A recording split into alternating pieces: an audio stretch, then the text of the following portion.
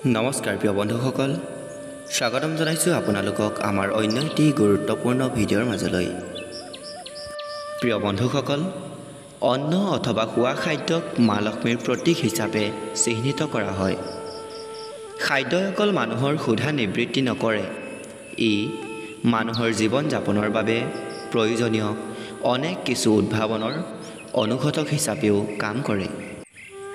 মানুহ বাচি থকাৰ অন্যতম মাধ্যম অথবা বিষয় হৈছে এই খাদ্য গ্ৰহণ। অথচ খাদ্য গ্ৰহণৰ বাবে বহি বা খাদ্য গ্ৰহণ কৰাৰ সময়ত বহুলোকে কিছুমান নকৰিবলগীয়া কাম কৰে। হয়তো মানুহে অজানিতে সেই ভুলসমূহ কৰে বা শৈশৱৰ পৰাই কিছু মানুহ সেই কু অভ্যাসৰ দ্বাৰা অভ্যস্ত। কিন্তু এই কুকৰ্মৰ ওপৰতেই গৃহত মা লক্ষ্মীৰ অৱস্থান আৰু মা লক্ষ্মীৰ গৃহ পৰিৱৰ্জন নিৰ্ভৰশীল হয়।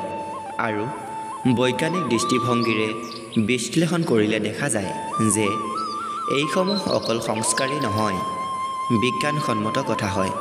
লগতে ইয়াৰ ওপৰত নিৰ্ভৰ কৰে মানুহৰ শাৰীৰিক, মানসিক আৰু আধ্যাত্মিক বিষয়সমূহো। সেয়ে এই উল্লেখিত বিষয়সমূহ খাদ্য গ্ৰহণ কৰাৰ সময়ত সদায় মনোযোগ দিয়া দৰকাৰী। 1 নম্বৰতে হৈছে খাদ্য গ্ৰহণৰ সময়ত কেতিয়াও ভৰি জোকাৰি থাকিব নালাগে।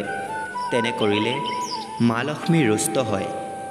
এনে কৰাৰ ফলত জীৱনত নানান কষ্ট আহিব পাৰে আৰু সংসাৰত চূড়ান্ত অমংগল আহিব পাৰে।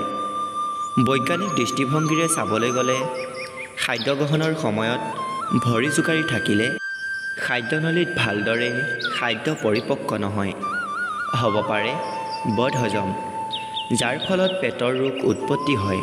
আৰু সমস্ত ৰোগৰ মূল কাৰণ হৈছে পেটৰ ৰোগ।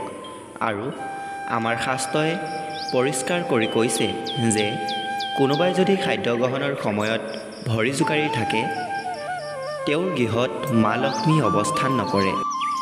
এতিয়া বৈজ্ঞানিক নে শাস্ত্ৰৰ কথাক আপুনি গুৰুত্ব দিব, সেয়া আপোনাৰ ব্যক্তিগত কথা। 2 নম্বৰতে হৈছে খাদ্য সম্পূৰ্ণ খোৱা শেষ নোহোৱাকৈ কেতিয়াও উঠিব নালাগে। আধা খোৱাকৈ খাদ্য এৰি দিয়া মানেই হৈছে খাদ্যক তিৰস্কাৰ কৰা বা অপমান কৰা। সঘনাই এনে কাম কৰিলে গৃহত ঘোৰ অমংগল দেখা দিব পাৰে, কিয়নো এনে কুসংস্কাৰৰ ফলত মা লক্ষ্মী অত্যন্ত ৰুষ্ট হৈ পৰে। কোনো ডাঙৰ ঘটনা অথবা জীৱন সংকটৰ প্ৰশ্ন নাথাকিলে কেতিয়াও খাদ্য অসম্পূৰ্ণকৈ খাই উঠিব নালাগে। বৈজ্ঞানিক দৃষ্টিভংগীৰে যদি চোৱা হয়, খাবলৈ বহি বাৰে বাৰে উঠি গৈ থাকিলে শৰীৰৰ বাবে ক্ষতি হয়। কাৰণ খাদ্য গ্ৰহণৰ সময়ত যি লেলাৱতী ক্ষৰণ হয়, সেয়াই খাদ্য পৰিপাকত সহায় কৰে। আৰু যদি বিৰতি দি খাদ্য গ্ৰহণ কৰি থকা হয়, তেতিয়া উপকাৰী লেলাৱতীৰ পৰা শৰীৰত বিৰূপ প্ৰক্ৰিয়াৰ সৃষ্টি হ'ব পাৰে, যেনে উদৰশূল, বদহজম আদি। 3 নম্বৰতে হৈছে গামোচা পিন্ধি, টাৱেল পৰিধান কৰি, চুটি বস্ত্ৰ পৰিধান কৰি কেতিয়াও খাদ্য গ্ৰহণ কৰিব নালাগে। এনে কৰিলে সংসাৰৰ অভাৱ কেতিয়াও শেষ নহয়, কিয়নো এনে কৰাৰ ফলত লক্ষ্মীক অসন্মান কৰা হয়। যিমান উপাৰ্জন নকৰিলেও অভাৱ শেষ নহয়। এনে কৰাৰ ফলত লক্ষ্মী নহয়, অলক্ষ্মী প্ৰৱেশ কৰিব, দৰিদ্ৰতা আহিব পাৰে।